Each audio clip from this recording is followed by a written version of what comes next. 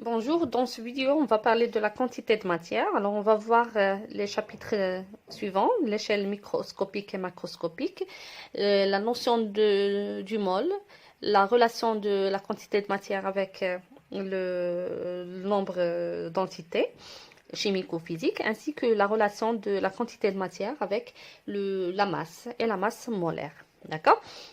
Alors, on commence par la première partie qui est l'échelle microscopique et macroscopique. On prend l'exemple d'un vis en fer de masse, par exemple, 56 grammes. Donc, ce vis, il est visible à l'œil nu. Donc, puisqu'il est visible à l'œil nu, on dit qu'on est à l'échelle macroscopique. Alors, si maintenant on zoome suffisamment ce vis de façon à voir les atomes de fer qui le constituent. Donc, dans ce cas, on parle de l'échelle microscopique. Alors, les atomes qui constituent ce vis sont sont nombreux, sont de grandes quantités, d'accord? Donc, pour les compter, on les regroupe en paquets. Donc, tel que un paquet, il est égal à une mole. Donc, on doit les regrouper en paquets, tel qu'un paquet, c'est une mole. On va voir maintenant, c'est quoi la mole. Donc, la mole. Alors, pour comprendre la notion du mole, on va prendre deux exemples. Donc, le premier exemple, c'est un vis de fer de masse 56 grammes. Et le deuxième exemple, c'est une masse de carbone de 12 grammes. Tel que, donc, pour le fer, les constituants sont les atomes de fer 56. Et pour le carbone, ce sont les atomes du carbone 12. D'accord? Alors, vous voyez là, si je prends 56, donc la masse qu'on doit prendre, c'est 56 grammes. Et si je prends le carbone 12, la masse qu'on prend, c'est M égale à 12 grammes. On calcule le nombre d'atomes dans chaque échantillon. Donc, pour calculer le nombre d'atomes, la méthode qu'on fait, c'est de calculer la masse d'un atome. Donc, la masse d'un atome de fer, c'est égal à 9,27 presque fois 10 à la puissance moins 26 kg. Et on a un nombre n d'atomes correspond à une masse m égale à 56. Alors, dans ce cas, n sera égal à m fois 1 sur la masse d'un atome de fer. Donc, en faisant l'application numérique, on va trouver n égale 6,02 fois 10 à la puissance 23 atomes. Alors, de même, si on procède de la même façon pour l'atome de carbone, donc un nombre n d'atomes correspond à une masse m égale à 12 grammes. En faisant l'application numérique, on va trouver que le nombre d'atomes, c'est égal à 6,02 fois 10 à la puissance 23 atomes de carbone. Donc, vous voyez là, on a le même nombre. Donc, ce nombre, il est constant. Donc, on l'appelle le nombre d'Avogadro, tel que le nombre d'Avogadro, c'est égal à 6,02 fois 10 à la puissance 23. Et son unité, c'est le mol moins 1. D'accord? Alors, par définition, on a une mole correspond au nombre d'atomes de carbone C12 dans 12 grammes de carbone. C'est-à-dire tel que une mole correspond à un nombre d'atomes égal à Na qui est égal à 6,02 fois 10 à la puissance 23 atomes. Alors, on passe maintenant à la définition de la quantité de matière. Donc, d'après ce qu'on a vu, donc la quantité de matière, c'est une grandeur physique. Donc, cette grandeur physique, elle permet de compter les entités chimiques ou physiques, c'est-à-dire que ce soit atomes, molécules, ions ou particules. Donc, tel que l'unité de la quantité de matière, c'est le mol et son symbole, c'est N. D'accord? Alors, on a vu qu'une mole correspond à un nombre d'Avogadro égal à 6,02 fois 10 à la puissance 23. Alors, la même chose pour l'unité de la quantité de matière unitaire. Donc, lorsqu'on dit la quantité de matière unitaire, c'est la quantité de matière qui correspond à une mole. D'accord? Maintenant, on va voir quelle est la relation entre le nombre de moles et le nombre de constituants, ou bien le nombre d'entités chimiques ou physiques. Donc, on a trouvé que la quantité de matière unitaire, c'est la mole. Donc, c'est-à-dire que à une mole correspond à un nombre Na. Pour un échantillon X de N mol, on a N mol correspond à grand N, qui est le nombre de constituants, là, le nombre de d'entités chimiques qui constituent l'échantillon. Donc, en appliquant la relation, on va trouver N, c'est égal à N fois 1 sur Na. Et c'est la relation qui lie la quantité de matière au nombre de constituants et au nombre d'Avogadro. Donc, on a l'unité de Na, c'est le mol moins 1. Et l'unité de la quantité de matière, c'est le mol. Et là, on a un nombre, c'est 100 unités.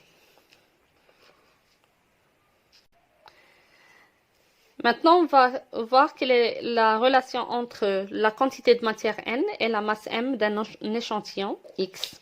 Donc, on va commencer par la masse molaire. Donc, la masse molaire, par définition, c'est la masse qui correspond à une mole.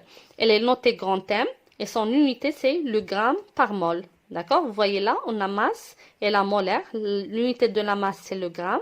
Et l'unité de... et là, on a molaire, c'est-à-dire mol. Donc, gramme par mol. On a deux cas. Soit on peut trouver la masse molaire atomique, c'est-à-dire la masse qui correspond à un atome. Et là, la masse molaire moléculaire, c'est-à-dire qui correspond à une molécule. La molécule, on a vu déjà que c'est l'ensemble de plusieurs atomes. Donc, pour la masse molaire atomique, on peut la trouver dans le tableau de classification périodique. Ça correspond au nombre de masses A. Donc, c'est la masse molaire. Donc, par exemple, la masse molaire de l'oxygène, vous allez trouver là 16. Donc, c'est 16 grammes par mol. Et la masse molaire de l'hydrogène, c'est 1 gramme par mol. La masse molaire du carbone, c'est 12 grammes par mol. On passe maintenant à la masse molaire moléculaire. Donc, la masse molaire moléculaire, c'est la somme des masses des atomes. Des masses molaires, bien sûr, des atomes. Donc, je prends le cas maintenant de CO2 et après, on va voir le cas de H2C2O4. Donc, pour le cas de CO2, on va écrire que c'est la somme des masses molaires des atomes qui constituent ce molécule. Donc, c'est la masse molaire MC plus 2 fois la masse molaire de l'oxygène. Donc, ça sera 12 plus 2 fois 16.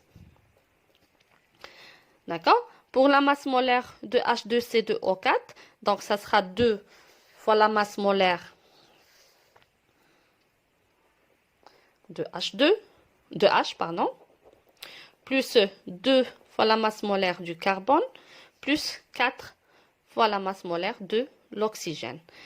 Application numérique, donc 2 fois 1, plus 2 fois 12, plus 4 fois 16.